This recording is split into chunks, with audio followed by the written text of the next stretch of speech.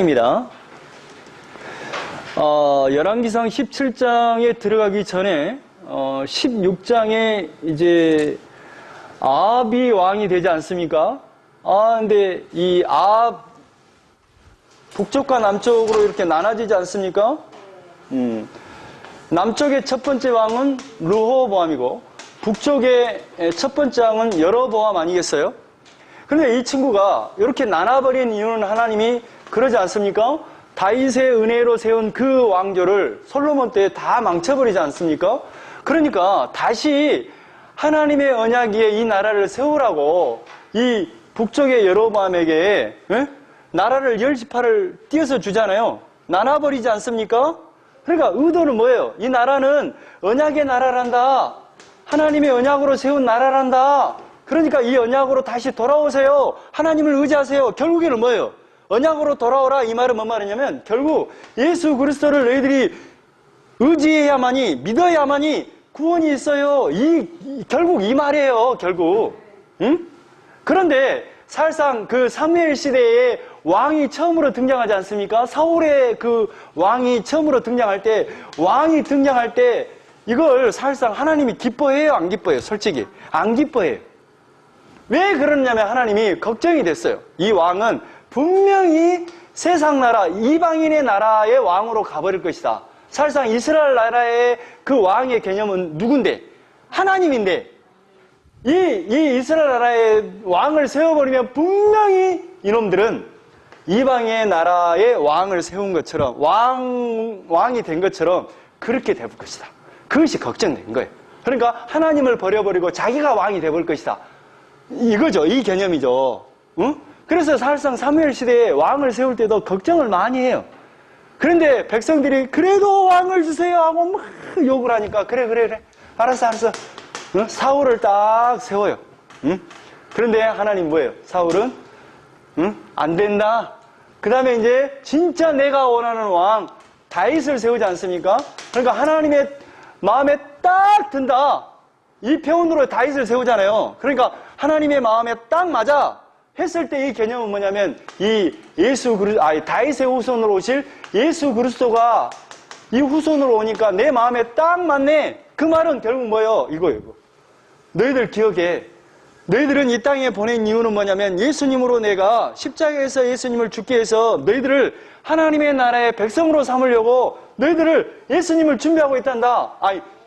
준비하고 있고 너희들의 이 땅에 태어나게 한 목적은 뭐냐면 예수님을 믿게 해서 영생을 주려고 하는 것이 진짜 너희들을 만든 목적이란다. 이걸 설명해 가는 거예요. 그런데 16장이 이제 아합 왕 시대가 됩니다. 여로보암, 나답, 바사, 엘라, 시므리 시대가 지나고 오므리 왕조가 등장하지 않습니까? 오므리 왕조가 등장하면서 아합 왕이 등장해요. 근데 이 친구가 여로보암의 죄가 뭐였어요? 여로보암의 죄가 첫 번째 금송아지를 2개를 딱 만들어 놓고 이것이 바로 애굽에서 우리를 인도한 하나님이다. 이렇게 만든 거예요. 두 번째 진짜로 여로보암의 죄 그러면 딱 떠오르는 게 뭐예요? 절기는 세 번째고 제사장을 바꿔버리잖아요. 제사장을 자기 마음대로 자기에게 무슨 뇌물을 갖다 주거나 그런 사람들을 제사장을 시켜버려요. 그러니까 율법을 바꿔버려요. 그리고 뭐예요? 절기를 또 바꿔버리네? 절기. 하나님이 정해준 그 절기. 그러니까 절기의 의미는 뭐냐면 이 절기 안에 그 역사, 그러니까 시간 안에 지금 뭘 설명하냐면 결국에는 너희들은 죄인인데 하나님의 은혜로 너희들 하나님의 은혜이신 예수 그리스도를 통해서 구원받는다는 것을 이 절기 속에 넣어놨거든요. 언약을 넣어놨거든요. 복음을 넣어놨거든요. 근데 이걸 바꿔버려요. 바꿔버린단 말이에요. 그러니까 결국에는 여로보암에게 제발 솔로몬처럼 통치하지 말고 다시 다윗처럼 하나님의 은혜를 의지해서 이 나라를 세워가. 그래서 네 10지파 줄게 하고 줬는데 결국 여로보암은 뭐예요? 더 심하게 하나님을 떠나버려요. 솔로몬보다 더 심해요. 근데 그보다 더 심한 놈이 누구냐? 아합이야. 이 아합은 한술 더 떠버리네? 정말로 뭐예요? 자기들이 원하는 게 뭐예요? 바알과 아세라 신을 섬긴다는 건 뭐냐면 바알이 뭐냐면 풍요를 갖다 주는 신이에요. 비를 갖다 주는 신으로 여긴단 말이에요. 아세라 신은 뭐냐면 다산을 갖다 주는 신이에요. 그러니까 이 사람을 이 신을 믿으면 우리에게 풍요와 다산을 갖다 줄 거라고 믿고 막 그런 우상을 섬긴단 말이에요. 그런데 우상의 그 정말로 본고지인 시론과 두로의 왕비인 이세벨을 아내로 맞이해버려요. 그러면서 뭘 합니까? 자, 31절, 16장 31절. 느바세의 아들 여로보암의 죄를 따라 행하는 것을 오히려 가볍게. 이 말은 뭔 말이에요? 여로보암의, 이 아합의 죄로 말할 것 같으면 여로보암의 죄, 이건 아무 것도 아니에요. 이 말이에요. 시돈 사람의 왕 엘바알의 딸 이세벨을 아내로 삼고, 그러니까 바알을 본고장으로 우상을 섬기는 그 바알을 믿는 그 이방 나라의 왕 딸 이세벨을 아내로 삼고 가서 바알을 섬겨 예비하고, 사마리아에 건축한 바알의 신전 안에 바알을 위하여 제단을 쌓으며, 그러니까 뭐까지 해보냐면 아합이 이것도 부족해서 금송아지를 만들어놨고, 이게 애굽에서 인도한 우리 하나님이다, 이렇게 이제 남쪽으로 갈 필요 없어 라고 이제 한 것도 정말로 죄가 극심한데, 이보다 더 한술 더 떠서 오히려 이제 이것을 진짜 완전히 바꿔갖고 바알 신전을 만들어버려요. 아합 시대에. 그러니까 하나님이 뭐라 그러냐면, 또 34절 또 아세라상을 만들었으니 그는 그 이전에 이스라엘 모든 왕보다 심히 이스라엘 하나님 여호와를 노하게 하였더라. 너무너무 화나게 해버렸어요, 아합이. 그 시대의 베일 사람이. 그러니까 이게 지금 이 북쪽은 어때요? 지금 상황이 지금 우리가 생각해도 지금 여로보암의 죄도 지금 심란한데, 오히려 아합 때는 진짜 더 심란한 거예요. 그러니까 짠 하고 등장을 시키는 인물이 누구냐 하면 17장이에요. 17장 1절. 항상 이렇게 하나님을 떠나버리는, 그러니까 잘 보세요. 이스라엘 나라는 언약으로 세운 나라입니다. 그런데 다른 나라는 하나님과 언약을 맺은 나라이 아니에요. 우리나라는 하나님과 언약을 맺었어요, 안 맺었어요? 안 맺은 나라. 그걸 기억하세요. 하나님은 지금 이스라엘 나라와 언약을 맺은 거예요. 그래서 그 이스라엘 나라와 언약을 맺었다는 것은 뭐냐면, 그 하나님의 말씀대로 너희들이 나라를 세우지 않으면 하나님이 바로바로 징계를 해요. 근데 우리나라는 징계를 해야 안 해요? 안 해요. 그건 뭐냐면 결국 하나님이 그 언약으로 세운 그 나라를 통해서 전 나라에 복음을 전파하기를 원하시는 거예요. 응? 근데 우리나라는 제사장의 개념이 없습니다. 없잖아요. 그런데 이제 우리가 신약 시대에 와서 많이 제사장 개념이 됐다는 것은 우리가 제사장이 됐다는 개념이 아니라 우리가 정말로 하나님 앞에 나갈 수, 그러니까 예수님을 믿도록 우리가 이렇게 할 수 있는 그 제사장처럼 중보 역할을 할 수 있는 사람이 되었다, 이런 개념이죠. 응? 구약의 개념과 달라요. 그 언약을 맺은 나라는 누구예요? 이스라엘 나라밖에 없어요. 근데 하나님이 이스라엘 나라가 이렇게 돼버리니까 뭐예요? 바로 하나님이 손을 써요. 응? 이방 나라는 손을 써요, 안 써요? 안 써요. 그걸 기억하세요. 그러니까 이스라엘 나라의 왕이 등장할 때부터 하나님이 누구를 세우냐면 정말로 중심을 잡아주는, 하나님의 말씀을 가지고 가르치는 선지자가 등장을 해요. 선지자가 왕 시대부터, 왕정 시대부터 선지자가 등장한단 말이에요. 그래서 정말로 이거 보다 안 돼서 하나님이 짠 하고 등장시킨 인물이 있는데, 그 이름하여 누구냐? 자, 보세요. 17절 1절. 길르앗의 우과는 자 중에 디셉 사람 누가 등장해요? 엘리야가 아합에게 말하되. 왜 아합에게 말해요? 야, 이놈의 자식아, 너 하나님 떠나면 안 돼, 그 말을 하고 싶어요. 응? 그거 아니에요. 선지자를 왜 등장시켜요? 엘리야를 왜 등장했어요? 유명한 엘리야와 엘리사를 왜 등장시켜요? 야, 왕님, 그러면 안 돼요. 우리나라 그렇게 하면 언약의 나라인데 그렇게 되면 큰일 납니다. 안 됩니다. 이 말을 하고 싶어요. 결론은 예수 믿어야 구원받아요, 이 말을 하고 싶어요. 응? 내가 섬기는 이스라엘 하나님 여호와께서 살아계심을 두고 맹세하노니, 이거 뭐예요? 예수만 믿어야 우리가 구원이 있는데 다른 데로 가버리면 우리는 구원이 없어요, 이 말이에요. 내 말이 없으면 수년 동안 비도 이슬도 있지 아니하리라. 이 말은 뭔 말이냐면, 그 땅은 이스라엘 나라는 뭐라 그랬어요? 천수다비라 했잖아요. 비가 안 오면 정말로 완전히 사막, 다 죽어요, 다 죽어. 그런데 천수답인데 하늘에 비만 바라보고 이른 비 늦은 비를 때를 따라 줘야 먹고 사는데, 응? 뭐 수년 동안 비도 안 주겠다 그런 건 뭐예요? 네가 다 죽는다. 말라 기갈이 있다. 죽는다 이 말이에요. 생명이 없다 이 말이에요. 너희들 이렇게 가면 생명이 없어요 이 말이에요. 예수 안 믿으면 너희들 구원이 없어요 이 말이에요. 이 말을 하고 싶어요. 응? 이해되죠? 그러니까 이건 뭐예요? 아 이게 지금 이게 지금 수년 동안 비도 이슬도 있지 아니라 기갈이 오겠다 하는 것은 저기 아모스 8장 12절에 뭐라 그럽니까? 너희들이 양식이 없는 기간이 아니라 물이 없는 기간이 아니라 뭐가 없는 기갈이라 그랬어요. 말씀이 없어서 너희들이 기갈이라고 그러잖아요. 말씀이 없는 기갈. 아모스 8장 12절에 양식이 없어서 주림이 아니고 물이 없어서 가람이 아니라 하나님의 말씀을 듣지 못한 것이 기랄 진짜 기랄 망한 가뭄이야 이 말이에요. 기갈이라는 거예요. 그러니까 지금 이 땅에 지금 뭐요? 왜 지금 비를 안 줘요? 진짜 기갈을 보라고. 하나님의 말씀이 없는 그 기갈이 진짜 너희들이 영원한 생명을 받지 못하는 기갈이라고. 그 땅에 가뭄을 줘서 알게 하라고. 그러니까 이 엘리야 선지자를 통해서 뭘 알게 해요? 하나님의 뜻을 알게 해요. 복음을 알게 하신다는 말이에요. 2절에 여호와의 말씀이 엘리야에게 임하여 이르시되 너는 여기서 떠나 동쪽으로 가서 요단 앞 그릿 시냇가에 숨고 그 시냇물을 마시라. 내가 까마귀들에게 명령하여 거기서 너를 먹이게 하리라. 근데 뭐예요? 엘리야만 먹여요. 까마귀를 통해서 먹여요. 근데 까마귀는 부정한 짐승이다 이 말이에요. 그러니까 이 땅이 어땠다는 거예요? 이스라엘 땅이. 그만큼 부정해졌다는 거예요. 그러니까 하나님의 공급한 힘으로만 살아야 되는데 너희들이 완전히 부정한 나라가 되었다는 그런 의미가 있어요. 그런데 이제 까마귀가 이제 6절에 까마귀들이 아침에도 떡과 고기를 저녁에도 떡과 고기를 가져왔고 그가 시냇물을 마셨으나 땅에 비가 내리지 아니하므로 얼마 후에 그 시내가 마르니라. 그러니까 그 시내가로 하나님이 인도했어요. 그래갖고 거기서 까마귀로 먹였어요. 까마귀는 부정한 짐승이에요. 근데 거기서 먹었다는 건 뭐예요?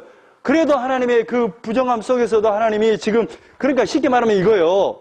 엘리야를 통해서 지금 이스라엘 땅을 말하고 싶은 건 뭐냐? 아합의 나라가 지금 어디로 가버려요? 금송아지를 하나님으로 바꿔버린 것뿐만 아니라 자기들이 하나님이 돼버린 것뿐만 아니라 또 바알, 아세라 그 신전을 만들어 놓고 거기서 예배해버리고 이런 어처구니 없는 일을 하니까 지금 이것을 보여준다 이 말이에요. 결론은 뭐예요? 결론은 뭐랄까? 하나님 좀 제발 떠나지 말아라 이 말을 하고 싶어요. 안 그러겠어요? 그래서 이제 여호와의 말씀 8절에 엘리야에게 임하여 이르시되 너는 일어나 시돈에 속한 사르밧으로 가서 거기 머물라. 내가 그곳 과부에게 명령하여 내게 음식을 주게 하였느니라. 그런데 뭘로 가버리냐면 엘리야에게 저기 두로 시돈 땅으로 가라는 거예요. 그 두로 시돈 땅은 누구의 고향이에요? 아합의 부인인 이세벨의 고향이에요. 근데 그 이세벨은 그 두로 시돈 땅은 뭘 섬기는 나라예요? 바알과 아세라를 섬기는 나라잖아요. 그 나라로 가버려요.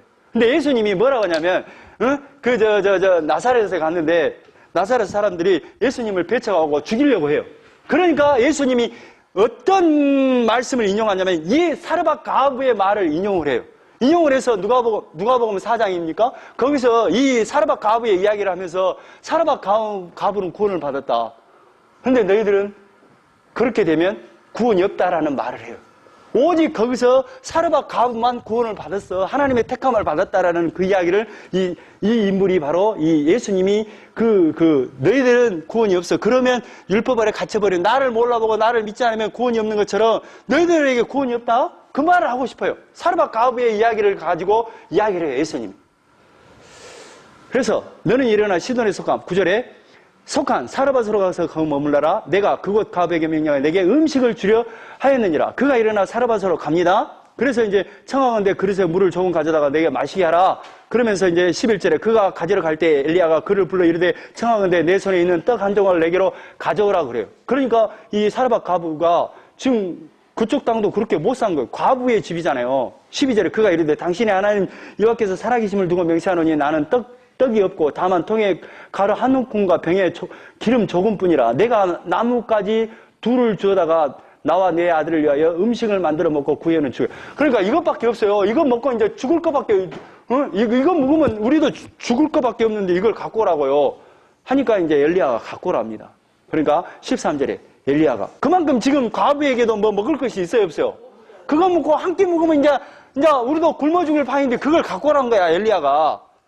그러니까 엘리야가 그에게 이르되 뭐 하지 말고 두려워하지 마라. 이 두려워하지 말라는 이 두려움은 항상 두려움을 생각할 때마다 우리에게 인간에게 처음으로 온 그 두려움은 뭐에 대한 두려움이에요? 하나님의 약속, 그러니까 하나님을 믿지 못하는 그 두려움이잖아요. 안 믿으니까 오는 두려움이잖아요. 응? 그러니까 지금 현재 뭐 하라는? 하나님의 말씀을 믿으세요. 내가 믿는 하나님이 진짜 하나님이에요. 이걸 믿으라는 거예요. 가서 내 말대로 하려니와 먼저 그것을 나를 위하여 작은 떡 한 개를 만들어 내게로 가져오고 그 위에 너와 내 아들을 위하여 만들라. 이스라엘의 하나님 여호와의 말씀이 나 여호와가 비를 지면에 내리는 날까지 그 통에 가루가 떨어지지 아니하고 그 병에 기름이 없어지지 아니하리라. 쉽게 말하면 이게 뭐냐면 하나님이 너에게 은혜를 입혔다 그 말이에요. 그러니까 하나님의 약속을 믿은 사람에게 그러니까 예수님이 말씀하신 것처럼 사르밧 과부만 이스라엘 전체는 구원받지 못했는데 사르밧 과부 이방인 땅에 그 과부만 구원받았지 않냐. 그 말을 할 때 이 사르밧 과부가 등장한다니까요. 그러니까 여기에 있는 이스라엘 나라는 다 하나님의 선택을 받지 못했는데 이 사르밧 과부만 하나님의 은혜를 받았어요. 이 말을 하고 싶어요. 지금 이 거식을 통해서. 그래서 진짜로 지금 그 가뭄 때까지 16절에 여호와께서 엘리야를 통하여 하신 말씀 같이 통에 가루가 떨어지지 아니하고 병에 기름이 없어지지 아니하니라. 그러니까 이 표현은 뭐냐면 정말로 그 엘리야 선지자를 잘 섬기니까 하나님이 은혜를 주셔서 이렇게 그 가정에 복을 주셨다. 그런 표현도 되지만 더 중요한 표현은 뭐냐면 하나님이 이스라엘 땅에는 한 사람도 구원받을 수 없는데 하나님의 은혜를 덧입은 사람이 없는데 오직 이방인 나라의 과부만 이렇게 하나님의 은혜를 받았네. 이 표현이. 그런데 17절에 뭐냐면 자기 아들이 죽어버립니다. 그래서 이제 어느 엘리야를 찾아가요. 그러니까 엘리야가 또 아들을 살려줍니다. 그러면서 진짜 중요한 말을 해요. 24절에. 이게 결론이에요. 사르밧 과부의 이야기를 통해서 지금 엘리야를 딱 등장시키는 건 뭐예요? 아방에게 지금 바알로 넘어가 버렸잖아요. 이게 지금 여로보암 죄는 아무것도 아닌데 아합은 지금 어디로 넘어가 버려요? 바알과 아세라를 완전히 신전을 만들어 놓고 예배하는 데까지 넘어가 버렸잖아요. 그러니까 엘리야를 쫙 등장시키는 게 뭐예요? 하나님께로 다시 돌아와라. 이걸 말하고 싶지 않아요. 그거죠. 그러니까 그 말이 나올 거 아니에요. 24절에 여인이 엘리야에게 아들을 살려줍니다. 엘리야에게 이르되 내가 이제야 당신은 하나님의 사람이시오. 당신에게서 나온 그 하나님이 진짜 하나님 맞네요. 바알과 아세라가 아니네요. 이 말을 하고 싶어요. 당신의 입에 있는 여호와의 말씀이 진실한 줄 알겠습니다. 당신의 하나님을 믿어야만이 구원이 있는 것을 믿게 되었네요. 감사합니다. 이 말이에요. 응? 자, 18절에 많은 날이 지나고 제3년에 여호와의 말씀이 엘리야에게 임하여 이르시되 너는 가서 아합에게 보이라. 내가 비를 지면에 내리라. 그러니까 지금 얼른 가서 지금 3년이라는 것은 이거 나중에 야고보서를 보면 여기는 3년이 나오는데 3년 6개월로 나와요. 근데 그 3년 6개월은 어떤 개념이 있냐면 성경에 3년 6개월 나오죠? 한때, 두때, 반때. 이거 3년 6개월 개념이에요. 예수님도 몇 년 동안 사역하냐면 3년 6개월이에요. 그리고 이제 이 3년 6개월이 그 계시록의 12장에는 며칠로 나왔냐면 1260일. 이렇게 나와요. 이 개념이 뭐냐면 하나님이 지금 그 환란의 때를 지금 우리의 인생의 때를 가르쳐서 3년 반. 이렇게 한때, 두때, 반때로 이야기해요. 1260일. 이 개념. 그냥 그렇게 이야기했어요. 환란인데 우리의 인생을 상징해요. 이게 이 인생. 광야를 상징한다고 그냥 보시면 돼요. 그 인생의 때를 왜 줘요? 왜 광야의 때를 왜 허락해요? 왜 광야를 허락해요? 그러죠. 사람이 떡으로만 사는 것이 아니라 여호와 입에서 나오는 모든 말씀으로 사는 걸 알게 하려고 광야를 허락하잖아요. 왜 환란을 우리에게 허락해요? 왜 아니 그냥 좋게 우리를 만들어서 하나님의 계획대로 구원의 계획대로 그냥 예수 믿게 해서 그냥 천국 가게 했으면 됐는데 왜 예수님을 십자가에 죽게 해서 우리의 죄를 위해서 십자가에 죽게 하냐 이 말이에요. 왜 우리에게 죄와 사단 마귀를 허락해서 죄 가운데 놓이게 하고 예수님을 십자가에 죽게 하냐 이 말이에요. 근데 하나님의 계획이래요.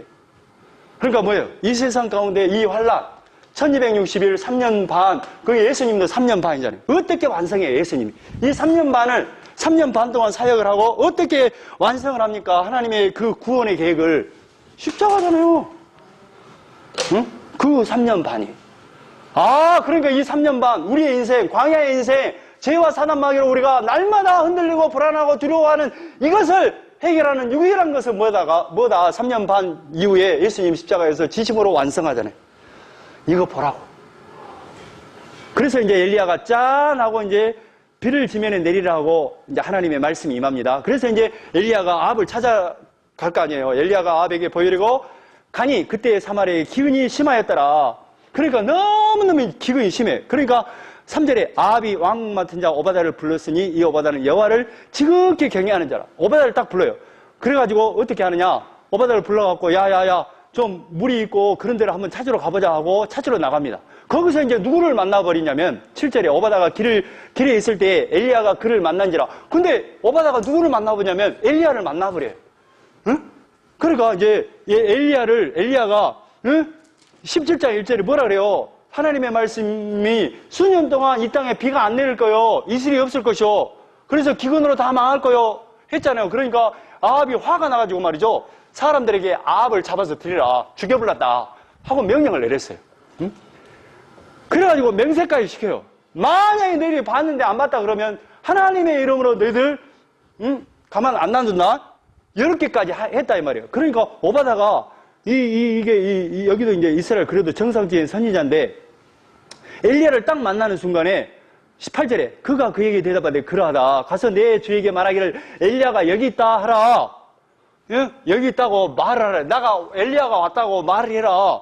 그러니까 이게 오바다는 어떤 생각을 갖냐면 아니 당신에게 여기 왔다고 아합 왕에게 이야기를 했는데 당신이 어디 또 왕을 데리고 왔는데 당신 없으면 나는 죽는다. 이런 두려움이 있어요. 응? 그러니까 이제 못하겠다 하면서 이제 그렇게 하다가 이제 15절에 엘리야가 이르되 내가 섬기는 만군의 여호와께서 살아계심을 두고 맹세하노니 내가 오늘 아합을 보리라. 내가 반드시 오늘 아합을 만나야 되겠다. 왜 만나요? 왜 만나요? 그러니까 하나님의 말씀을 전하려고 만나요. 왜? 어떤 말씀이 임했어요? 지면에 비를 주겠다라는 그 말을 전하려고 해요. 그래서 아까쯤에 그 기갈이 뭐예요? 비가 안 오게 된 그 상황은 뭐예요? 말씀이 없어서 너희들이 망한다. 약속이 없으면 망한다. 그걸 지금 기근을 통해서 말하고 싶잖아요. 그러니까 비를 내렸다는 것은 하나님의 역사에서 제발 비를 통해서 뭘 보여줘요? 모든 것이 지금 하나님이 지금 비를 주듯이 너희들 비가 있어야 사는 것처럼 영원한 생명은 누가 있어야 산다? 예수님이 있어야 산다. 그걸 말하고 싶어요. 응? 그래서 그래서 이제 오바다가 16절에 오바다가 가서 아합을 만나 그에게 말하되 아합이 엘리야를 만나러 가다가 엘리야를 볼 때 아합이 그에게 이르되 이스라엘 괴롭게 하는 자여 너냐? 예, 아합이 딱 만난 거예요. 너가 우리를 힘들게 하는 자구나. 네가 비를 못 오게 해갖고 선포해갖고 비 못 오게 한 너구나. 이리 와. 이거예요. 18절에 그가 대답해 내가 이스라엘을 괴롭게 한 것이 아니라 내가 여러분에게 비를 안 준 것이 아니라 이 말이에요. 당신과 당신의 아버지의 집이 괴롭게 하였으니 이는 여호와의 명령을 버렸고 당신이 바알들을 따랐습니다. 아니 하나님의 말씀을 떠나버리니까 이런 일이 일어났지 내가 그런 거 아니다. 그런 거예요. 그러니까 19절에 그런즉 사람을 보내 온 이스라엘과 이세벨을 사이에서 먹는 바알의 선지자 450명과 아세라의 선지자 400명을 갈멜산으로 모아 내게로 나오게 하소서. 이게 뭔 말이냐면 지금 현재 바알 선지자 450명, 아세라 선지자 400명을 궁중에서 먹이고 살리고 쉽게 말하면 뭔 개념이냐면 이렇게 봉급을 주면서 바알과 아세라를 믿는 850명을 이렇게 공무원 비슷하게 채용을 해갖고 봉급을 주는 형태였어요. 이 나라가 지금 어떤 나라예요? 지금 아합이 지금 세워가는 나라가 정상적이 아니에요. 비정상적이고 아주 지금 심란한 상황이에요. 지금 바알과 아세라 선지자 850명을 봉급을 주면서까지 지금 신전에서 바알과 아세라를 섬기고 있었구나 이거예요. 아합이 20절에 이에 이스라엘 모든 자손에게로 사람을 보내 선지자들을 갈멜산으로 다 모이게 해서 뭐하냐 이제 바알 450명과 아세라 선지자 400명을 모아놓고 야 한번 누구의 신이 진짜 신인가 한번 붙어보자 이걸 해요. 24절 너희는 너희의 신의 이름을 부르라. 너희의 신은 뭐예요? 바알과 아세라 신을 부르라 이 말이에요. 나는 여호와의 이름을 부르겠다. 여호와가 약속한 예수님에게만 구원이 있다는 것을 이것을 통해서 보여주겠다 이 말이에요. 이에 불로 응답하는 신 그가 하나님이시니라 백성이 다 대답하되 그 말이 옳도다. 그래 좋다. 한번 붙어보자. 이런 거예요. 그래가지고 이제 바알을 믿는 그 선지자 26절에 그들이 받은 송아지를 가지고 이제 제단 앞에 나가고 이제 이제 대결을 하는 거야. 그러니까 쉽게 말하면 재단에다가 재단이 있잖아요. 그 위에 이제 송아지를 딱 올려놓고 이제 누가 먼저 누구의 신이 불을 붙이는가 보자 이 말이야. 누가 역사하는가 보자. 그거예요. 26절에 그들이 받은 송아지를 가져다가 잡고 아침부터 낮까지 바알의 이름을 부르면서 바알이여 우리에게 응답하소서. 바알이여 우리에게 응답해 주세요. 하나 아무 소리도 없고 아무 응답하는 자도 없으므로 그들이 그 쌓는 재단 주위에 뛰놀더라. 막 이렇게 아침부터 저녁까지 바알을 부르는데 불이 안 떨어지는 거야. 응? 그러니까 이제 놀려요. 엘리야가 27절에 정오에 이르러는 엘리야가 그들을 조롱하여 이르되 큰 소리로 부르라. 야야야 그거 갖고 되겠냐. 더 크게 불러 더 크게. 그래갖고 너희들의 바알의 신이 역사하겠냐. 그런 신인정 묵상하고 있는지 혹은 그가 잠깐 나갔는지 아니 그 지금 바알 신이 잠깐 묵상하고 있는지 졸고 있는지 잠깐 어디 지금 외출했는지 모르니까 더 크게 불러 더 크게 이 말이에요. 혹은 그가 길을 행하는지 길로 어디 갔는지 혹은 그가 잠이 들어서 깨어야 할 것인지 아니 잠들어 있을지 모르니까 더 크게 불러라. 그러니까 이제 28절에 이에 그들이 큰 소리로 부르고 그들의 귀를 따라 피가 흐르기까지 칼과 창으로 그들의 몸을 상하게 아니라 막 불을 막 찢어가면서 부르는 거예요. 역사해달라고. 불이 좀 떨어져서 좀 역사해달라고 막 그런다 이 말이에요. 응? 역사해요 안 해요? 안 하죠. 이가 자여 정오가 지나고 그들이 미친 듯이 떠들어 저녁 소재 드릴 때까지 이르렀으나 아무 소리도 없고 응답하는 자가 혼자나 돌아보는 자가 아무도 있다 없다 없었더라. 그러니까 이제 그 다음에 누구 차례가 돼? 엘리야 차례가 되잖아요. 30절에 엘리야가 모든 백성을 향하여 이르되 내게로 가까이 오라. 백성이 다 그에게 가까이 가면 그가 무너진 여호와의 제단을 수축하되 야곱의 아들들의 지파의 수위를 따라 엘리야가 돌 12개를 차요. 그러니까 제단을 수축하고 다시 이제 쌓아야 될 거 아니야. 바알 제단에 있었는데 제단을 쌓고 12돌을 이렇게 쌓아요. 그 12돌의 의미는 뭐예요? 12지파잖아요. 12지파가 어디서 나왔어요? 야곱의 아들 12명에서 나왔잖아요. 하나님이 그 언약한 백성들 아니에요. 하나님의 언약을 기억하게 하기 위해서 12돌로 제단을 다시 쌓아요. 12돌을 채하니 이 야곱은 옛적에 여호와의 말씀이 임하여 이르시기를 내 이름을 이스라엘이라 하라 한지라. 그래갖고 제단을 쌓아놓고 이제 뭐 하냐면 그 주위에다가 이렇게 또랑을 파요. 그리고 제단에다가 물을 붓고 세 번을 붓고 왜 그러냐면 이제 불이 붙었을 때 그냥 나무에 의해서 사막지이니까 그냥 불이 그냥 우연히 붙었을 수도 있으니까 물을 붓게끔 해요. 그러니까 물을 부으니까 누군가가 하나님이 역사하니까 불이 안 붙을 거 아니에요. 그래서 세 번을 물을 붓게 합니다. 그러고 나서 36절에 저녁 소재 드릴 때에 이르러 선지자 엘리야가 나아가 말하되 엘리야가 이제 하나님의 이름을 부르면서 이제 도움을 요청합니다. 도움을 요청한다 이 말이에요. 저녁 소재 드릴 때에 이르러 선지자 엘리야가 나아가서 말하되 아브라함과 이삭과 이스라엘 하나님 여호와여 주께서 이스라엘 중에서 하나님이신 것과 그게 뭐예요? 진짜 내가 말하는 그 하나님이 진짜 하나님이에요. 그 말은 오직 지금 엘리야의 역사한 그 여호와 하나님만이 우리에게 구원을 준다는 그 개념이에요. 그것과 내가 주의 종인 것과 내가 주의 말씀대로 이 모든 일을 행하는 것을 오늘 알게 하옵소서 역사해 주옵소서 그 말이에요. 내게 응답하옵소서 이 백성에게 주 여호와는 하나님이신 것과 엘리야에게 역사한 그 하나님이 진짜 하나님이신 것과 바알과 아세라가 진짜 우리에게 구원과 생명을 주는 것이 아니라 진짜 하나님은 엘리야에게 역사하는 그 하나님이 진짜 하나님이에요. 주는 그들의 마음을 돌이키심을 알게 하옵소서 딱 하니까 39절 8절에 이에 여호와의 불이 쭉 내려서 번제물과 나무와 돌과 흙을 태우고 또 또랑이 물을 핥은지라. 그러니까 불이 확 임해갖고 하나님이 딱 역사해본단 말이에요.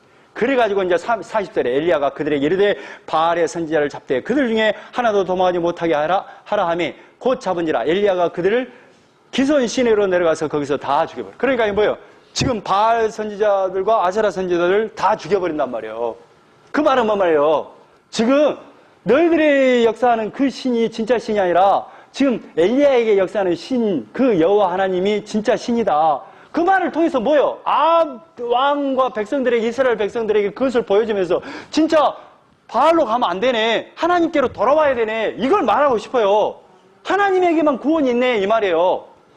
응? 41절에 엘리야가 아합에게 이르되 올라가서 먹고 마셔서 큰 비 소리가 있나이다. 올라가서서 비가 곧 내릴 겁니다. 하면서 이제 엘리야가 기도를 합니다. 머리에. 그러면서 이제 몇 번 기도를 하냐면 7번을 기도해요. 7번을. 7번의 의미는 뭐예요? 완전할 때까지, 하나님의 역사가 완성될 때까지 그 의미가 있어요. 44절 7번째 이르러서는 그가 말하되 바다에서 사람의 손만한 작은 구름이 일어나나이다. 이르되 올라가 아합에게 말하기를 비에 막히지 아니하도록 마차를 갖추고 내려가소서. 그러니까 그때 이제 엘리야가 7번 기도하니까 뭐예요? 비가 확 내려요. 그러니까 그것을 통해서 뭐예요? 하나님이 지금 일하고 계시구나. 다시 말해서 지금 그 말은 뭐예요? 지금 하나님에게만 구원이 있구나. 이 개념을 지금 이스라엘 백성들에게, 아합 왕에게 말하고 싶어요. 바알과 아세라에서 떠나라. 그 말을 하고 싶어요. 19장. 근데 아합이 엘리야가 행한 모든 일과 그가 어떻게 모든 선지자를 칼로 죽였는지를 이세벨에게 말하니. 그러니까 그 소식을 누가 들어요? 아합의 부인 이세벨이 들어요. 그러니까 이 이세벨이 바알을 섬기는 사람이잖아요. 자기가 지금 850명을 공무원 비슷하게 이렇게 봉급을 주면서까지 이렇게 신전까지 만들어서 바알을 섬기고 있는데 다 죽여버렸네? 화가 나요, 안 나요? 화가 나요. 그러니까 2절에 이세벨이 사신을 엘리야에게 보내어 이르되 내가 내일 이맘때는 반드시 내 생명을 저 사람들 중 한 사람의 생명과 같게 하리라. 뭐 쉽게 말하면 선지자들이 죽은 것처럼, 바알과 아세라 선지자들이 죽은 것처럼 다 이거 엘리야도 내가 생명을 그렇게 만들어 버리겠다. 그렇지 않으면 신들이 내게 벌 위에 벌을 내림이 마땅하니라. 신의 이름으로 나가 맹세하는데 엘리야를 반드시 그 기손신에 죽은 선지자처럼 만들어 버리란다 이 말이에요. 그러니까요, 엘리야가 그 소식을 들었을 거 아니에요. 3절에 그가 이 형편을 보고 일어나 자기의 생명을 위해 도망하여 유다에 속한 브엘세바에 이르러 자기의 산을 그곳에 머물게 하고. 그러니까 이게 엘리야가 도망가. 무서워서 도망가요. 4절에 자기 자신은 광야로 들어가 하룻길쯤 가서 한 노덴나무 아래에 앉아서 자기가 죽기를 원하여 이르되 여호와여 넉넉하오니 지금 내 생명을 거두옵소서. 나는 내 조상들보다 낫지 못하나이다. 하나님, 저만은 지금 이세벨에게는 죽기 싫어요. 아예 나를 죽여버리십시오. 이렇게 기도하는 거예요. 그러니까 이제 천사가 찾아와서 이제 낙심하고 있는데 7절에 여호와의 천사가 또 다시 와서 어루만지며 이르되 일어나 먹으라. 내가 갈 길을 다 가지 못할까 하노라. 이 쉽게 말하면 네 할 일이 남아있으니까 얼른 먹어. 먹고 하나님의 그 일이 있어. 일어나. 그러니까 8절에 이에 일어나 먹고 마시고 그 음식물의 힘을 유지하여 40주 40주야를 가서 하나님의 산 호렙에 이릅니다. 그러면서 이제 엘리야가 곧 굴에 들어가 거기서 머물면서 여호와의 말씀이 그에게 임합니다. 엘리야여 내가 어찌하여 여기 있느냐? 그가 대답하되 내가 만군의 하나님 여호와께 열심히 유별하오니. 하나님 알잖아요. 내가 최선을 다해서 나의 목숨을 다해서 주님을 섬긴 거 알잖아요. 유별하오니 이는 이스라엘 자손이 주의 언약을 버리고 하나님 백성들이 다 버려버렸잖아요. 하나님의 약속 버려버렸잖아요. 주의 전을 헐며 칼로 주의 선지자를 죽였으며 다 그 백성들이 선지자들까지 다 죽여버리고 오직 나만 남았습니다. 그들이 내 생명을 찾아 뺏으라. 그리고 마지막 남은 나까지 지금 죽이려고 합니다. 이 말이에요. 여호와께서 이르시되 너는 나가서 여호와 앞에서 산에 서라 하시더니 여호와께서 지나가시는 내 여호와 앞에 크고 강한 바람이 산을 가르고 바위를 부서나 바람 가운데 여호와께서 계시자니. 그러니까 큰 어떤 그 강한 바람을 확 불어요. 그 다음에 바람 위에 지진을 막 해줘요. 응? 또 12절에 또 지진 후에 불을 줘요. 그러니까 큰 바람, 지진, 불을 막 해요. 쉽게 말하면 하나님이 그 사인을 준 거예요. 내가 지금 지진으로 불로 강한 바람으로 다 없애볼 수 있다. 근데 난 그렇게 역사 안 해. 이 말이에요. 그러니까 내가 다 너희들을 죽여버리고 그럴 수 있는데 난 그렇게 역사하는 게 아니라 쉽게 말하면 내 아들 예수님을 보내서 너희들을 구원하는 것으로 너희들에게 역사해. 이 말이에요. 응? 그러니까 그 표현을 어떻게 했느냐. 12절에 또 지진 후에 불이 있으나 불 가운데에도 여호와께서 계시지 아니하더니 그렇게 역사 안 한다 이 말이에요. 불 후에 세미한 소리는 뭐예요? 너희들 내 아들 예수님을 죽여서 너희들을 구원해. 나는 그거 위해서 내가 너희들을 만들었단다. 이 세상을 만들었단다. 이 말을 하고 싶어요. 엘리야가 듣고 겉옷으로 얼굴을 가리고 나가 굴 얼굴에 섬에 소리가 그에게 임하여 이르되 엘리야야 내가 어찌하여 여기 있느냐. 그러니까 이제 또 이야기해요. 하나님 제가 하나님을 위해서 목숨을 바쳐서 섬겼지 않습니까? 근데 나 다 버리고 나까지 죽이려고 합니다. 또 이야기를 해요. 15절에 여호와께서 그에게 이르시되 너는 내 길을 돌이켜 광야를 통하여 다메섹으로 가서 이르거든 하사엘에게 기름을 붓고 아람 왕을 세우고. 그러니까 지금 너 아까쯤에 천사를 통해서 그러잖아요. 너 먹어. 내 할 일이 남았어. 그러면서 이제 그 사명을 맡깁니다. 첫 번째 뭐냐? 아람 왕 하사엘에게 기름을 부어라. 에hu 양에게 기름을 부어라. 엘리사에게 기름을 부어라고 말합니다. 그러니까 17절에 하사엘의 칼을 피하는 자를 에후가 죽일 거요. 이렇게 죽이고 에후의 칼을 피하는 자를 엘리사가 죽이리라. 이 말은 뭔 말이에요? 나 결국 죽고 말 겁니다. 이 말이에요. 18절에 그러나 내가 이스라엘 가운데 7,000명을 남기리니 다 바알에게 무릎을 꿇지 아니하고 다 바알에게 입맞추지 아니한 자니라. 네가 혼자 그러니까 엘리야 마음 어때요? 나까지 죽이려고 합니다. 하나님 어떻게 해요? 이라고 했는데 하나님 뭐라 그래요? 아니 바알에게 무릎을 꿇지 않는 7,000명을 내가 남겨놨다라고 그래요. 잘 들으세요. 남은 자의 개념을 한번 설명하겠습니다. 남은 자. 이 남은 자는 뭐예요? 하나님이 언약으로 선택한 백성 아니에요. 그러면 언제 선택했어요? 그 애굽에서 종살이 한 사람들을 끄집어내잖아요. 60만 정도를 끄집어내잖아요. 그리고 광야 생활을 하잖아요. 그리고 약속의 땅에 들어가잖아요. 그리고 나서 지금 현재 뭐예요? 사울 시대, 다윗 시대, 솔로몬 시대, 지금 남과 북으로 나눠진 시대까지 왔잖아요. 그런데 결국에는 뭐예요? 북쪽은 언제 망해버려요? 이제 나중에 722년에 아수르에서 완전히 망해버려요. 그리고 남쪽은 언제 망해버려요? 바벨론에서 586년에 다 망해버리잖아요. 그럼 남은 자 있어요, 없어요? 없어요. 없죠? 남은 자는 없어요. 근데 결국에는 누구를 남겨요? 다윗의 후손으로 오실 누구를 딱 남겨요? 예수님. 남은 자는 예수님. 그러니까 결국 신약시대의 남은 자는 누구냐? 예수 안에 속해서 믿음으로 사는 자가 남은 자예요. 그러니까 남은 자는 결론은 뭐예요? 남은 자가 예수 그리스도만 남고 다 망해버리잖아요. 그러니까 남은 자는 뭐예요? 7,000명의 남은 자. 7 곱하기 1,000. 7 곱하기 10 곱하기 10 곱하기 10 곱하기. 하나님이 완성할 그 하나님의 백성을 상징하는 7,000명만 남는다. 누구? 예수. 19절에 엘리야가 거기서 떠나 사밧의 아들 엘리사를 만납니다. 그리고 12게르소를 앞세우고. 그러니까 이제 지금 19절은 해석이 저는 이렇게 해석하고 싶어요. 이 한결이라는 것은 그 소 2마리를 한결이라고 하잖아요. 이게 12결이라는 것은 이 2마리로 해서 한결이 이렇게 해서 24마리의 송아지가 이렇게 밭을 가는 그 형태예요. 근데 이걸 이렇게 해석하는 것보다도 저는 이렇게 해석하고 싶어요. 아무리 해석을 해도 안 돼요. 이 한결이가 뭐냐면 이 한결이가 하루 일하는 양, 이게 바로 한결이에요. 12결이라는 것은 뭐냐면 12결이 서로를 갖고 지금 엘리사가 이렇게 밭을 갈고 있거든요. 그만큼 그 밭이 어마어마한데 엘리사의 그 땅이, 경작할 땅이 많은데 지금 그 한결이 하루 동안 일하는 그 분량, 12번을 일하는 분량만큼 일하고 있는 중에 엘리야를 만났다. 그 개념으로 보는 게 저는 더 나을 것 같아요. 근데 여러분 알아서 해석하십시오. 자, 19절에 엘리야가 거기서 떠나 사밧의 아들 엘리사를 만납니다. 엘리야가 엘리사를 만날 때 그가 12게르소를 앞세우고 밭을 가는데 12게르소를 앞세우고 이게 밭을 갈고 있단 말이에요. 응? 자기는 12제 게르소와 함께 있더라. 엘리사는 12번째 게르소와 함께 있더라. 이 말이에요. 그 말은 여기서는 지금 12번째 그 게르로 이렇게 밭을 가는 모양인데 이걸 이렇게 해석하면 좀 달라요. 그러니까 이 한 게리가 하루 일하는 양이거든요. 한 게리가. 그러면 12번 일하는 양이에요.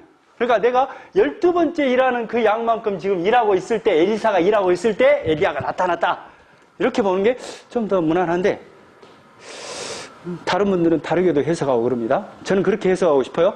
그러니까 이제 거기서 이제 나를 따르라 하는 거예요. 그래서 이제 엘리사가 그 엘리야를 따라갑니다. 21절에 엘리사가 그를 떠나 돌아가서 한 게르소를 가져다가 잡고 소의 기구를 불사라 그 그를 삶아 백성에게 주어 먹게 하고 일어나 엘리야를 따르며 수종 들었더라. 그러니까 엘리사를 따라가요. 그리고 이제 20장. 아람의 베나닷 왕이 그의 군대를 다 모으니 왕 32명이 그와 함께 있고, 쉽게 말하면 아람이 이제 북쪽이거든요. 북쪽의 그 아람 왕 베나닷 왕이 32명의 왕, 그러니까 그 속국이 된 32명의 그 왕을 함께 데리고 또 말과 병거들이 있더라. 이에 올라가서 사마리아를 에워싸고 그곳을 치며 32명을 데리고 나서 사마리아를 이렇게 에워싸요. 사마리아는 뭔데? 그 아비 이스라엘 나라의 왕, 수도를 에워싸버렸어요. 그러니까 사자들이 성 안에 있는 이스라엘 왕에게 보내 이르기를 베나다시 그에게 이르되 내 은금은 내 것이요 내 아내들과 내 자녀들이 아름다운 자도 내 것이니라. 그러니까 쉽게 말하면 이스라엘 땅에 있는 모든 것이 다 아람 왕이 뭘 하냐면 아합 왕에게 다 내 거다. 알았지? 이거야. 그러니까 4절에 이스라엘 왕이 대답하여 말하기를 내 주 왕이여 왕의 말씀같이 나와 내 것은 다 왕의 것이니이다. 맞지요? 이거 다 당신 거예요. 이스라엘 왕 아합이 그랬다 이 말이에요. 그러니까 그 소식을 이제 장로들에게 이야기해요. 절대 이거 다 준다고 허락하지 말라고 이야기를 해요. 그러니까 8절에 모든 장로와 백성들이 다 왕께 아뢰되 왕은 듣지도 말고 허락하지도 마옵소서 준다 절대 줘서는 안 됩니다 이 말이에요. 그러므로 왕이 베나다스 사신들에게 이르되 너희는 내 주 왕께 말하기를 왕이 처음에 보낸 종에게 구한 것은 내가 다 그대로 하려니와 이것은 내가 할 수 없나이다. 이 쉽게 말하면 사신을 보내서 야 우리가 지금 사신을 보내서 우리가 다 갖고 가려니까 다 주라. 그랬더니 내가 줄 수 없다라고 거부를 해버려요. 장로들이 거부를 하니까. 그러니까 이제 그때 10절에 베나다시 다시 그에게 사람을 보내 이르되 사마리아에 부스러진 것이 나를 따르는 백성의 무리의 손에 채우게 족할 것 같아요. 해석이 어렵습니다. 이게 뭐냐면 사마리아가 완전히 나 완전히 밟아불란다. 베나다시 그 소식을 들으니까 아니 제일 처음에 예 왕의 것이 맞죠 그랬잖아요. 그래갖고 사신을 보내갖고 다 이제 갖고 가려니까 백성들이 뭐라 그래요? 주면 안 돼요 라고 이제 거부를 하니까 그래? 베나다스 왕에 가서 말해라. 아람 왕에게 말해라. 나 못 준다고 말해라. 그러니까 이제 베나다시 그 소식을 들었을 거 아니에요. 그럼 화가 나요. 그래갖고 이렇게 표현. 사마리아에 부스러진 것이 이제 사마리아를 완전히 내가 망하게 해버린다. 나를 떠난 백성의 무리의 손에 채우기에 족할 것 같으면 이 말은 만약에 내가 사마리아에 그 뭔가 제한 줌이라도 남으면 이 표현이 신들이 내게 벌리에 벌을 내림이 마땅하다. 내가 만약에 너희들을 쓸어버릴 때 한 줌의 죄라도 남을 것 같으면 내가 내 신에게 내가 믿는 신한테 내가 벌리에 벌을 받을란다. 다 밟아불란다 이 말이에요. 이스라엘 왕이 대답하여 이르되 갑옷 입은 자가 갑옷 벗은 자 같이 자랑하니 뭐예요? 쉽게 말하면 이게 갑옷 입은 자는 뭐예요? 아람 왕 그쪽이라면 갑옷 벗은 자, 이게 지금 이스라엘 나라잖아요. 근데 이게 이제 이렇게 써놨는데 길고 짧은 것은 대봐야 알지. 라고 대답을 해요. 갑옷 입은 자와 갑옷 벗은 자 자랑하니 아니 갑옷 입었다고 쌈 잘하고 갑옷 안 벗었다고 쌈 못하냐 이 말이에요. 그러니까 길고 짧은 건 대봐야 알지. 그래갖고 이제 이렇게 이제 완전히 아람 지역과 이스라엘 나라가 완전 전쟁에 이제 곧 전쟁이 곧 이제 발발하기 일부 직전이에요. 13절에 한 선지자가 등장해. 뭐 하려고 등장한 거야? 하나님의 역사를 뭔가 보여주려고.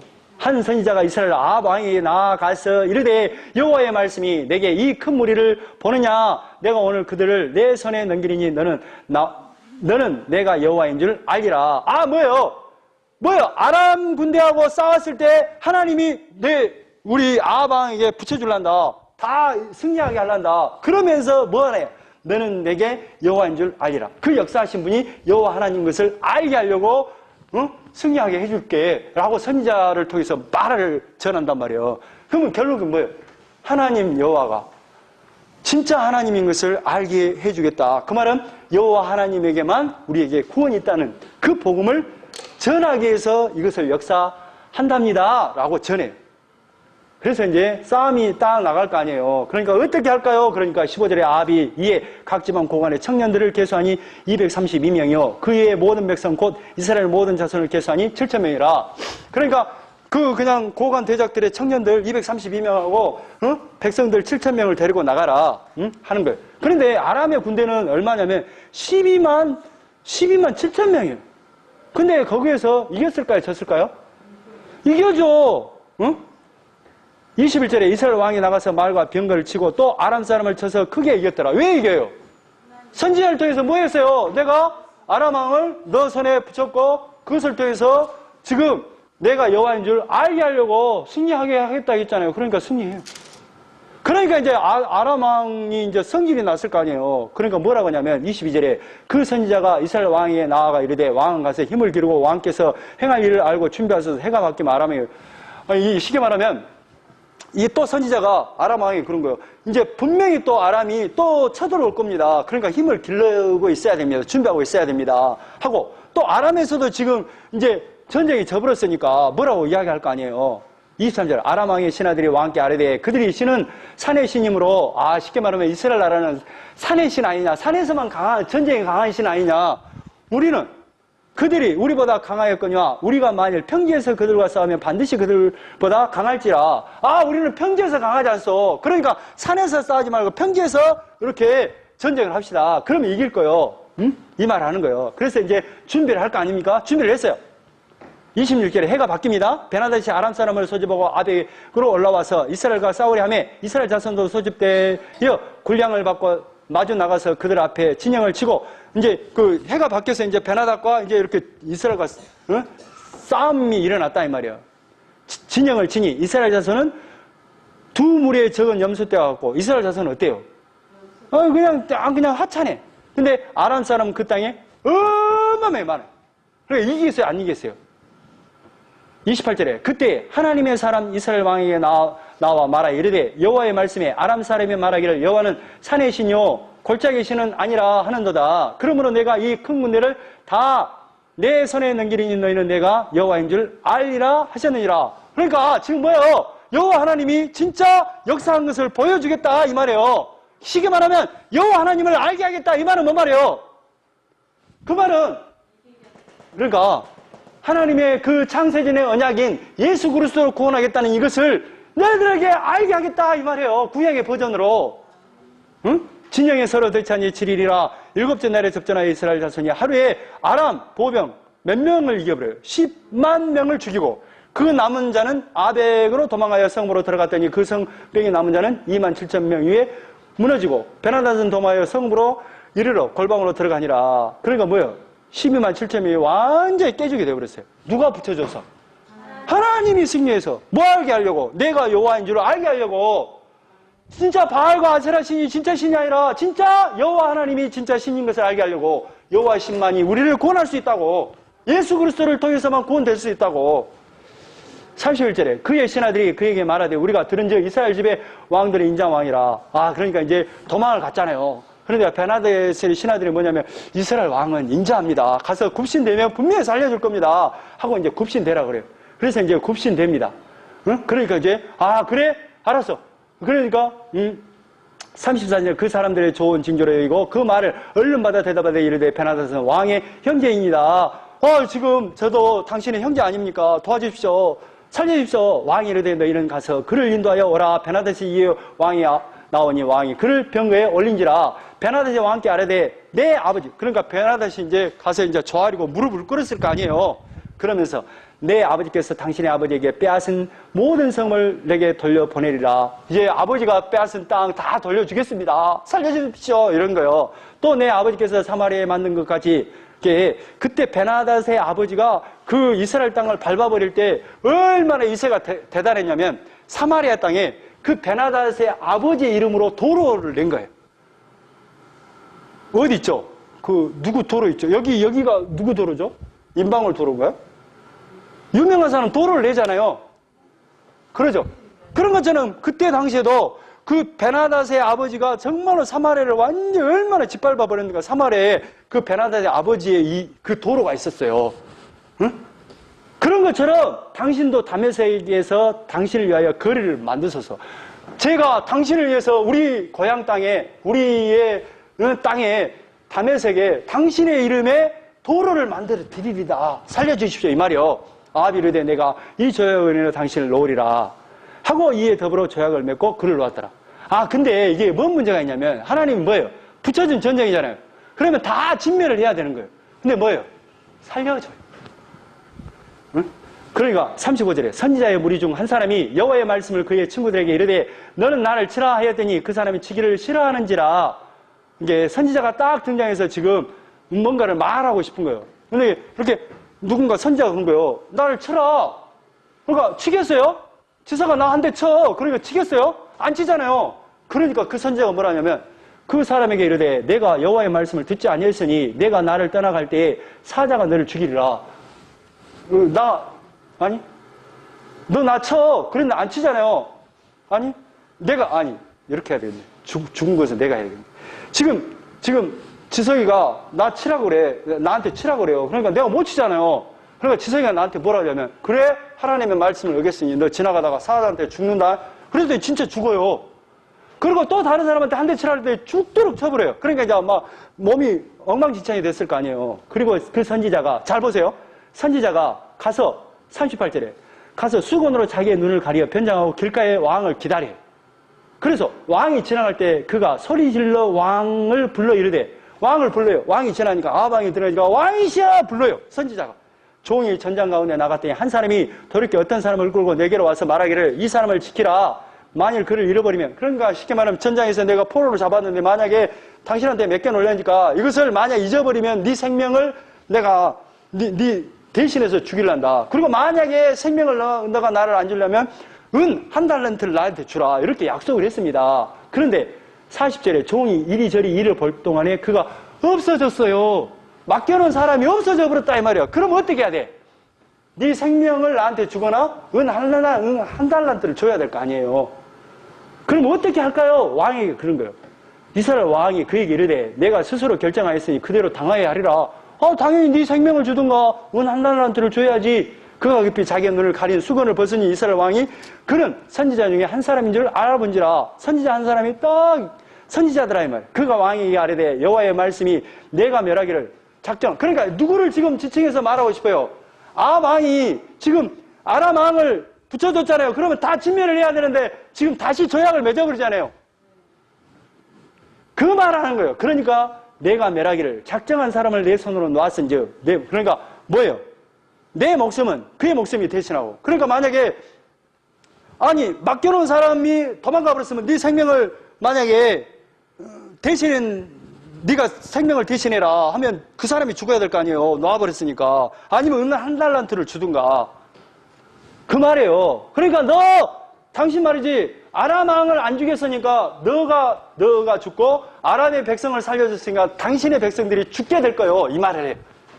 그러니까 43절에 이스라엘 왕이 근심하고 답답하여 그의 왕궁으로 돌아가려고 사마리아에 이르니라. 걱정이 돼갖고 이제 아람 왕이 돌아. 그리고 나서 21장에 어떤 사건이 일어나냐면 그 후에 그 연장선상 위에 지금 이것이 어떻게 되어진가를 딱 단적으로 지금 아합의 상태, 이스라엘 상태를 보여주자면 21장을 한번 이야기를 들려드릴게요. 이 말이에요. 그러니까 이 아합 왕이 그 옆에 있는 그 후에 이 일이 있으니라.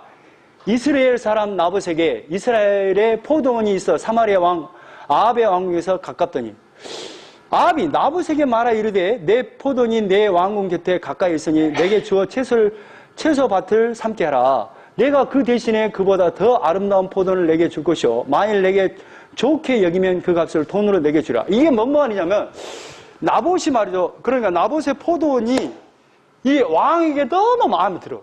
그래갖고 내가 돈을 많이 주려니까 주든가 아니면 더 좋은 땅을 줄게 주라 한 거예요. 근데 이것은 이스라엘 땅은 누가 준 땅이에요? 이게 쉽게 말하면 이거요. 우리 원래 존재가 아담과 하의 존재가 어디서부터 출발해요? 흙에서 출발하잖아요. 없으면서 출발하잖아요. 그러니까 우리가 어떤 소유가 있음을 주장하면 돼요? 안 돼요? 안 돼요. 모든 것이 누구로부터 왔어요? 하나님 거예요. 그러니까 이 개념이에요. 그러니까 나봇이 어떻게 해야 돼요? 왕이 주라고 할 때 줘야 돼요? 안 줘야 돼요? 줘야 되죠. 왕이. 그러면 안 주면 어떻게 해요? 안 줘? 발버둥 걷잖아요. 그런데 이게 그래도 왕은 그 율법을 알아요. 하나님이 주신 기업이에요.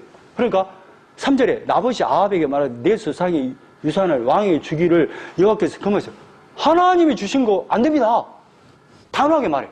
그러니까 4절에 이스라엘 사람 나봇이 아합에게 대답하여 이르기를 내 조상의 유산을 왕께 줄 수 없다 하므로 아합이 근심하고 답답하여 왕궁으로 돌아와 침상에 누워 얼굴을 돌리고 식사를 하니.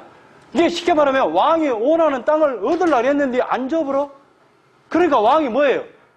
삐져갖고 밥을 안 먹어보네? 꼭 승민이 같이 뭘 자기를 사주라 그랬는데 안 사주니까 삐져갖고 밥을 안 먹네? 이 아합이 그런 상태가 돼버렸어요. 그래갖고 이제 옆에 있는 부인이 누구예요? 이세벨이잖아요.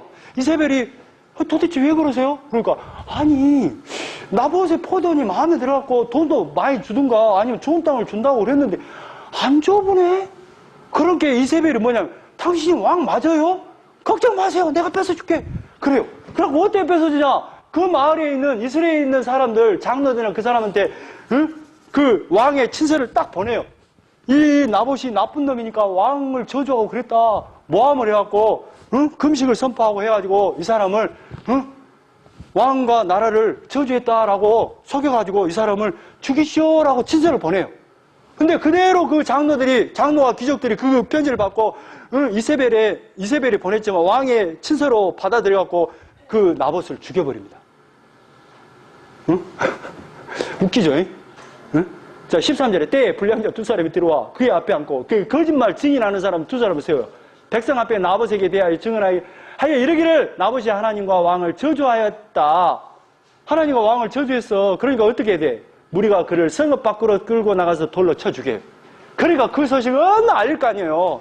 나봇이 돌로 쳐서 죽었으니까 얼른 가서 찾으세요. 이세벨이 이제 연락을 해요. 그때 누가 쫓아가냐면 17절에 여호와의 말씀이 디셋 사람 누구에게 임해요? 엘리야에게 임해요. 그러니까 19절에 너는 그에게 말하 이르기를 이게 어떤 거냐면 지금 땅의 문제 같은데 하나님의 약속을 어겨버린 것이 되잖아요. 지금 아합이 여러 가지 죄를 져요. 여로보암의 죄뿐만 아니라 지금 그 바알과 아세라 신전을 만들어서 거기서 예배해버리죠. 또 뭐예요? 하나님의 지금 그 정해준 그 기업마저도 완전히 없애버리는 격이란 말이에요. 응? 근데 이게 뭐냐면 지금 하나님이 그게 원래 이스라엘 땅은 하나님이 주신 그 기업의 땅은 언제 다시 완전히 회복됩니까? 희년이 되면 50년 만에 다시 돌아와요. 그러니까 가난한 사람이 없어요. 근데 이제 이게 발전이 돼갖고 자본주의 이런 나라가 되고 이방 나라는 어떻게 되냐면 모든 땅이 누구의 소유냐면 왕의 소유. 그리고 또 왕의 소유를 다 해요. 그러고 나서 돈 있는 사람이 사고 팔 수 있어요. 그러니까 이 이스라엘 나라는 언젠가 50년이 지나면 또 7년마다 면전이 돼갖고 또 돌려주기도 하고 또 기업 무릎이 돼가지고 그 친척들이 다 사주기도 하고 이런데 또 완전히 50년이 되면 다 돌아와요. 근데 이방 나라는 어떻게 돼요? 이방 나라는 돈이 있는 자가 다 소유를 가져버려요. 가난하고 헐벗고 어려운 사람이 생겨 안 생겨요? 그거에 대한 저항이에요. 그러니까 17절에 여호와의 말씀이 디셋선에 임해요.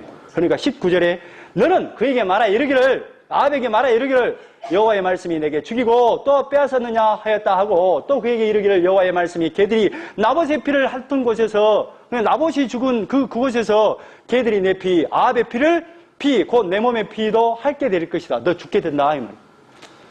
응? 그리고 23절 이세벨에 대하여도 여호와께서 말씀하여 이르기를 개들이 이스라엘 성 곁에서 이세벨을 먹을지라. 이제 뭐예요? 이세벨도 죽게 될 것이다. 25절에 예로부터 아합과 같이 자신을 팔아 여호와 앞에서 악을 행한 자가 없으면 그의 아내 이세벨이 충동하였습니다. 쉽게 말해 이 말은 뭔 말이냐면 지금 어렵게 해석했는데 지금 아합이 진짜 나쁜 짓을 했는데 어떻게 나쁜 짓을 했냐면 이세벨이 시킨 건 시킨 대로 다 해갖고 이게 쉽게 말해 시킨 대로 나쁜 짓을 했어요. 아합이 이 말이에요. 지금 어렵게 해석을 해놨는데 26절 그가 여호와께서 이스라엘 자손 앞에서 쫓아내신 아모리 사람 모든 행운같이 우상에게 복종하여 심히 가증하게 행하였더라. 아합의 나라가 이랬단 말이에요. 아합이 이 모든 말씀을 들을 때 그의 옷을 찢고 그러니까 아합에게 뭔 저주가 임해요? 하나님의 약속이 나봇이 죽은 곳에서 너 죽게 될 것이고 너 이세벨도 죽게 될 것이다. 이 예언이 임해요.